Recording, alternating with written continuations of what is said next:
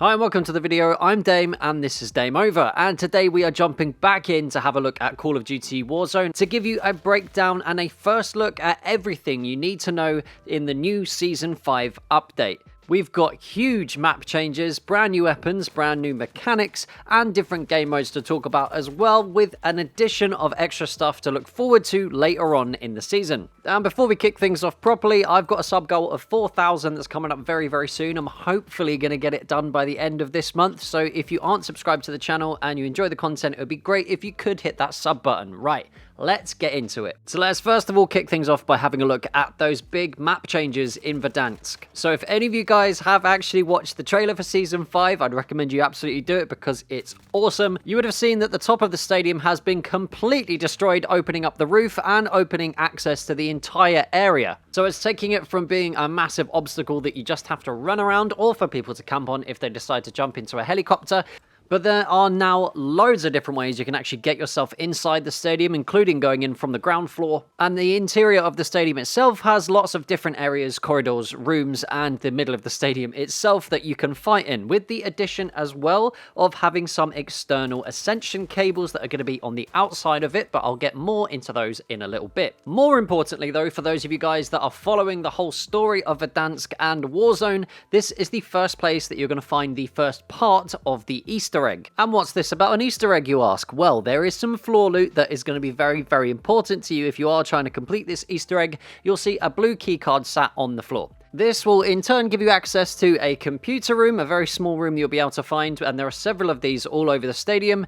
You'll be able to turn on this computer, which will pop up with loads of different symbols. I still don't actually know what these mean or how they actually relate to the Easter egg, but at least you've got this first step. Inside this room, though, is going to be a few legendary boxes and bundles of cash, so if you do manage to come across the keycard early on and you are inside stadium, make sure you try and take advantage of that. But I'm sure, as we all expect, these computers are very similar to how it was in Season 4 with the Easter egg, are linked to the mid-season event. There is also the addition of the interior of the train station. And similar to Stadium, it's got lots of different levels you can fight on, so no longer are you going to have to just either climb to the top or run around Train Station. You'll be able to fight your way through it. A very welcome addition, and there are plenty of places to pick up floor loot if you do decide to land there in the early game. With Train Station and Stadium being changed in the way they are, I think the places where the hot drops are going to happen are going to be pretty random, actually. There's plenty of places you can go to get lots of different loot, so hopefully this helps mix things up. Next up, we've got a train that's decided to appear. I don't know what's going on with it, really. It doesn't look like it actually does that much in the game. I still need to see if there's actually any loot on there, but it does move itself around the map. You can obviously jump on it or fly onto it with a helicopter or whatever. Make sure you don't put anything in the way of the tracks, including your own body, because you will get squished. I don't really think there's anything particularly special about the train, but it's there. It could mix things up. Who knows? More importantly, we have these external ascenders. So those of you guys that absolutely hate people with sniper rifles that decide to sit on the top of these incredibly tall buildings, we've now got a way to combat them with the external ascending cables. You don't have to just run on the inside of the building and possibly fall into someone's well-placed claymore once you get to the top of the lift. Or even worse, spend half an hour just running up a stairwell. Again, I think the idea of this is to just keep the game flowing a bit more, keep people moving around, and to just make camping that much more difficult.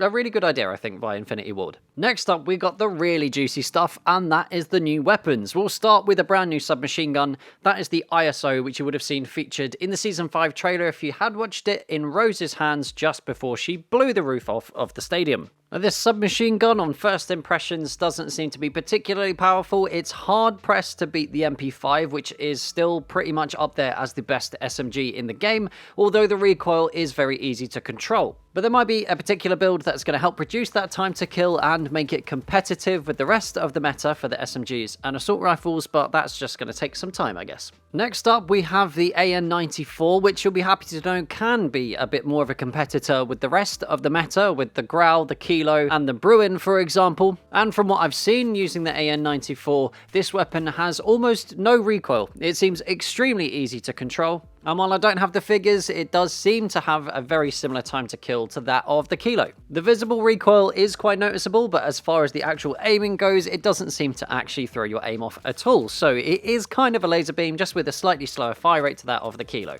I think a good addition. It's going to help try and mix things up a bit, and I think people are just going to enjoy using something else for a while. And I should tell you, which I'm sure lots of you will be happy to hear, that even if you don't have the Battle Pass, you'll unlock the ISO at level 15, and the AN94 will also be available to you entirely for free at level 31. There are also brand new Mastery Challenges that you can get your hands on in Season 5, and if you complete a Mastery Challenge, you get rewarded with a very unique Mastery calling card. There are 8 to choose from for this season. A couple of them I think most people will be able to get relatively easily, but there are some that are a real challenge. First of all, we've got Battle Royale Victories, and this one requires you to win 300 games, 300 Battle Royale games to get the animated calling card. It's definitely possible, but it's going to be a bit of a grind. I'm sure there's lots of you guys that are going to do your best to try and unlock this one. If you do, absolutely incredible. Kudos to you. Make sure you let me know so I can give you a round of applause. And the requirements are pretty much the same, just ever so slightly different for Plunder Victories and Warzone Victories. Plunder, you're going to need 300 wins for that one. Warzone Victories, it's literally any game mode that's within Warzone. Those 3 are definitely going to be a bit of a grind. Next up, we've got the Immortal Contract Squad, which means you need to have your 5th contract in a single match with all team members still alive completed. Now, you only need to do this once. It is going to be a bit tricky, and you're going to have to do your best to make sure you're all still alive. Obviously, 5 contracts is always a bit of an ask, especially if you go for a hot drop, because they disappear very, very quickly. Next up, we've got Broken Arrow, a throwback to a film that I'm sure lots of you guys haven't seen, starring Mel Gibson, called We Were Soldiers. Anyway, so Broken Arrow, to complete this and to get the calling card, you need to kill 3 or more enemies with an airstrike or cluster strike targeted within 10 meters of yourself and survive. Now, this one is going to be a bit of trial and error, I reckon, and you're going to be sending yourself to the gulag, but still totally possible and going to be a fun one to try. Next up, we've got C4 Vehicle Multi-Kill. So this is kill 3 or more enemies at once with C4 that's attached to a moving vehicle. So that's essentially jumping into a car, chucking some C4 on it, I don't know, driving it at some people and jumping out just before you detonate it. It's going to be a fun one. Definitely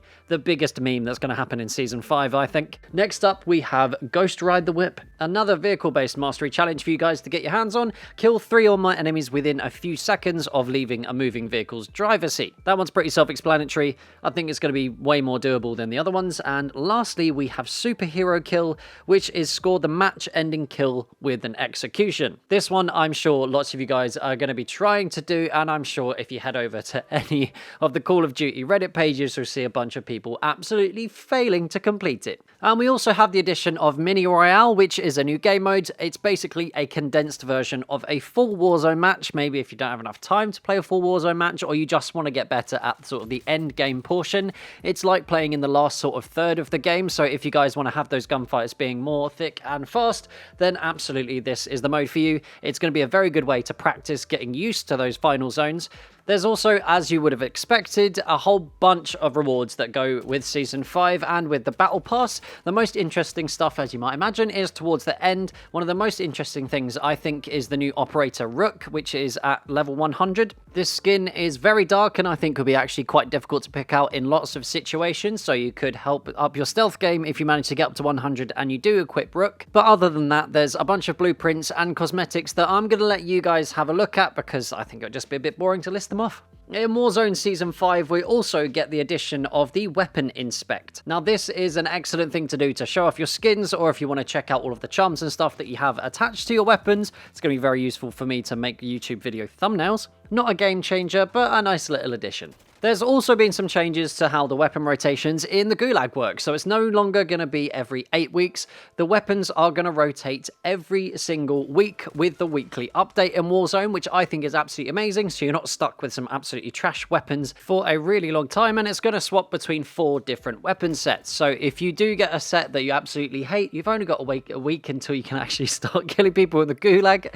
But while we're talking about the Gulag, we've also got some most wanted contracts that have been changed slightly in the way that they work. So instead of just respawning dead players, it can now respawn players that are in the Gulag in any state. So no longer do you have to wait for your mate to actually be killed in the Gulag before you can start trying to get them back. There's also stuff later in the season to look forward to. We have the mid-season event, like I mentioned earlier, got new operators, all of that business. More importantly, we've got a new melee weapon to have a look forward to. That is the dual Kodachis, which will be available at some point later in the season. There's also another new weapon that's coming to Warzone, and that could possibly be a shotgun that's very similar to the Striker shotgun if you guys ever played Modern Warfare or Modern Warfare 2. It could also be an LMG from the picture that I'm having a look at on the roadmap, but we'll just have to wait and see to find out exactly what it is. And that, ladies and gentlemen, is everything I think you need to know to get those first Warzone wins in Season 5. Now, here is a very quick thank you to my Dame Operatives, those of you guys supporting the channel through Patreon. If you want to appear on this screen yourself and become a Dame Operative, then you can go to the link in the description or the pinned comment. It will take you straight to the Patreon page, and you can start supporting the channel from as little as $1 a month. So if you had a good time, make sure you hit the like button. If you're new around here, hit that sub button as well. Don't forget the bell button for notifications. And until next time, that's Dame over. Peace.